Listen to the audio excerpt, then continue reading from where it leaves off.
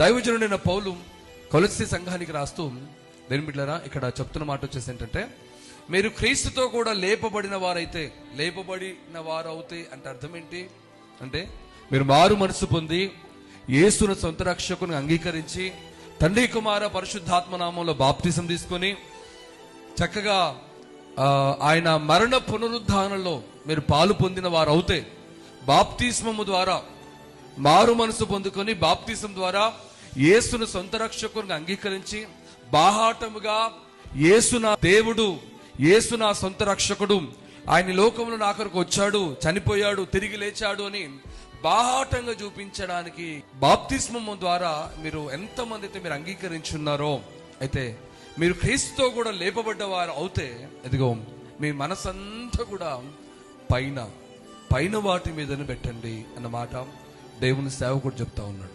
మీరు మృతి పొందారు అన్నారు. మీరు మృతి పొందారంటే చనిపోయినారు. మీరు చనిపోయిన భూ సంబంధమైన వాటి మీద మనసు పెట్టడానికి మీరు బ్రతికున్న వారు కాదు, మీరు చనిపోయినారు. ఆల్రెడీ చనిపోయినారు కనుక ఇంకా భూ సంబంధమైన వాటి మీద మీ మనసు నిలపకండి, భూ సంబంధమైన వాటి మీద మీ మనసు పెట్టబాకండి. మీరు క్రీస్తుతో కూడా లేపబడ్డారు కనుక మీ దృష్టి అంతా కూడా దేని మీద పెట్టాలి చెప్పండి?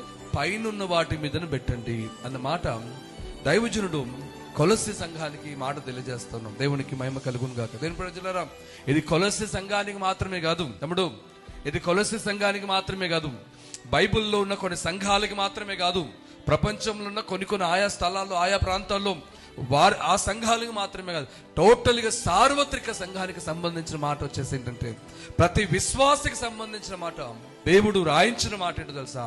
క్రీస్తుతో కూడా మీరు లేపబడ్డారు కనుక మీరు మీ మనసు భూ సంబంధమైన వాటి మీద పెట్టకండి.